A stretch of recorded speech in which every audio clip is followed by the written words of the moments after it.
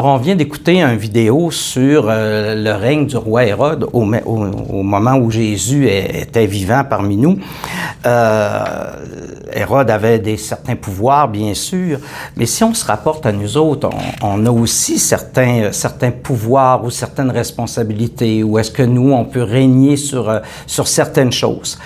Pour les parents, on sait que il y a le travail, les sous, hein, l'argent, pour vous loger, pour vous éduquer, pour payer les vêtements, les activités, tout ça. Alors, les parents ont certaines responsabilités, mais qui viennent avec aussi j'ose pas dire règne, parce que c'est pas un règne, mais c'est une responsabilité, dans le fond, d'avoir un règne.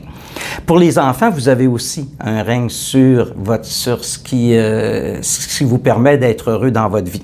Alors, c'est peut-être d'écouter les consignes. C'est sûr que c'est pas vous autres qui allez travailler pour gagner des sous, mais vous pouvez participer autrement à la famille et aux tâches ménagères, etc. Alors, la liberté, pour revenir à Dieu, Dieu veut nous laisser libres de faire nos choix, mais en même temps, dans ces choix-là, il faut qu'on soit conscient de qu'est-ce qu'on fait. Dieu, il veut qu'on soit libre. Ça, c'est primordial. Il veut qu'on soit libre.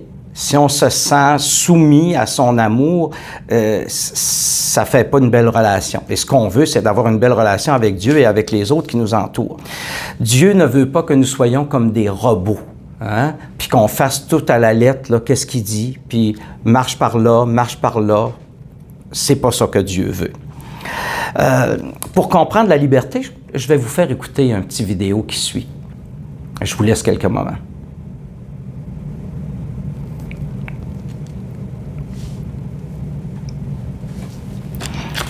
Alors, même si Dieu est tout-puissant, il voulait que devant lui, nous puissions être libres. Il nous oblige à rien. Il veut que nous le choisissions parce que nous aussi, on l'aime, Dieu. On aime sa création qu'il nous a fournie et on veut en être digne. Alors, c'est pas parce qu'il nous oblige à l'aimer.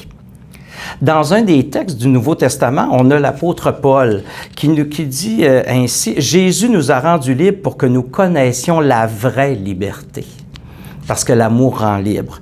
Quand on parle de vraie liberté, là, je vais vous demander de faire une petite réflexion en famille. Est-ce que ça veut dire qu'il y a des fausses et des vraies libertés? Est-ce qu'il y a des libertés qui sont mal jugées, mal comprises ou mal enlignées? Alors, je vous laisse quelque temps pour en discuter en famille.